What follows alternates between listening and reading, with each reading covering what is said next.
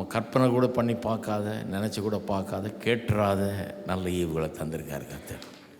நீங்கள் கேட்டிங்களா மனைவி வேணும், பிள்ளைகள் வேணும்னு? ஆதாம் கேட்டானா? இல்லை, அவரே தான் கொடுத்தாரு. ஆதாமுக்கு மனைவினா என்னன்னு தெரியாது, பிள்ளைகள்னா என்னன்னு தெரியாது, குடும்பம்னா என்னன்னு தெரியாது, அவரே கொடுக்குறாரு. இப்படி தான் நீ வாழணும், ஏன்னா இதுதான் உனக்கு நல்லது. இன்றைக்கி என்ன சந்தோஷத்தை அனுபவிக்கிறோம் அதன் மூலமாக.